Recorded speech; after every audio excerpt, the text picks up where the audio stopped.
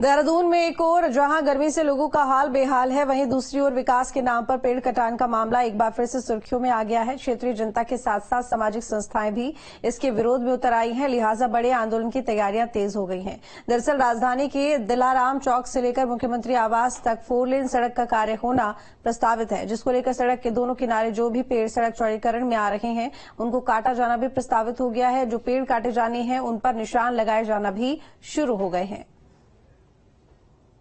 2008 से लेकर 2023 तक कितने जंगल कटे, तो हमारे राज्य का जो नंबर था इस पूरी सूची में देश के तमाम राज्यों में सबसे पहली बात, मोटी बात ये आती है कि हिमालयन राज्यों में सबसे ज्यादा जो जंगल का डायवर्जन हुआ है 15 सालों में वो उत्तराखंड राज्य में हुआ है।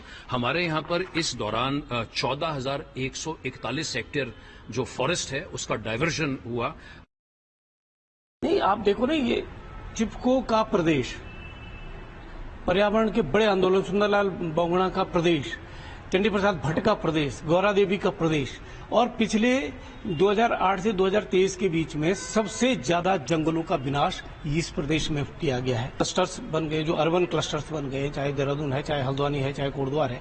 इस फ्रिंज में जितने भी पेड़ थे, बगीचे थे, वो 10 से 15 लाख से ज्यादा पेड़ तो अकेले, ये एक असेसमेंट ये है कि देहरादून में कट गए। मैं देहरादून शहर में हूँ, इस समय उस सड़क पर हूँ जो मेन शहर से राजभवन और मुख्यमंत्री आवास की तरफ जाती है, और दिलाराम बाजार से होते हुए कैंट रोड ये चली जाती है। इसी पर राजभवन, मुख्यमंत्री आवास, सारे एक बड़े इंस्टीट्यूशन यहाँ पर पड़ते हैं। ये मेरे पीछे पेड़ देख रहे होंगे, इस पर 160 नंबर आपको दिख रहा होगा, जो पीले कलर से मार्किंग की गई है। तो ये तकरीबन इस पेड़ की विशालता देखिए, इस पेड़ का जो विस्तार है वो देखिए।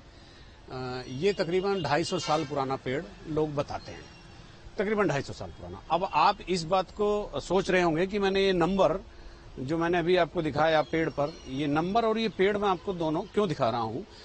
पिछले कई दिनों से मीडिया के अलग अलग माध्यमों से चर्चा हो रही है कि इस पेड़ पर इस तरह के सैकड़ों पेड़ काटे जाने हैं, चूंकि ये सड़क चौड़ी होनी है। इस भीषण गर्मी में जब लोग पौधारोपण कर रहे हैं, पेड़ों को बचाने का अभियान चला रहे हैं, तब शहर में एक सड़क को थोड़ा सा चौड़ा करने के लिए सैकड़ों पेड़ों की बलि दिया जाना, ये कहां तक उचित होगा, ये एक देखने वाली बात है। और ये जो पेड़ 250 साल पुराना पेड़ है, ऐसे कई यहाँ पर पेड़ हैं जो यहाँ छाया देते हैं, क्लाइमेटिक चेंज में वो हेल्पफुल साबित होते हैं, सहायक साबित होते हैं, यहाँ के वातावरण को ठंडा रखने में मददगार साबित होते हैं।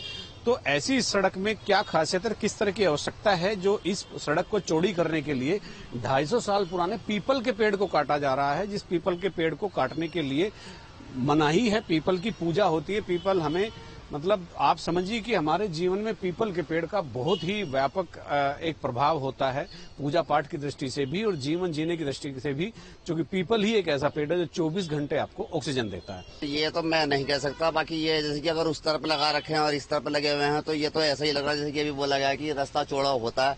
तो इसके हिसाब से देखा जाए, जो भी मतलब अगल बगल में चीज आती है उस हिसाब से हम हटाएंगे। अब जो चीज आती है उसमें क्या कह सकते हैं सर। 250 साल पुराने पेड़ आपको यदा कदा कहीं जंगल में ही मिलेंगे, किसी शहर में मिलना उनका बहुत ही दुर्लभ है।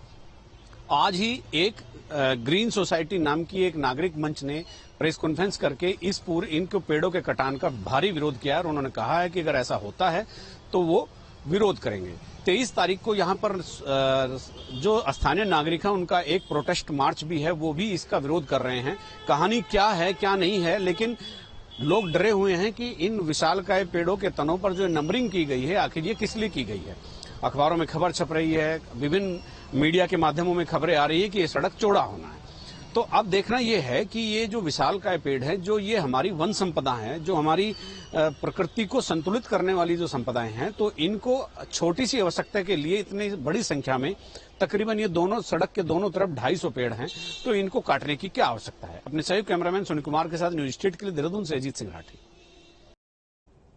देहरादून में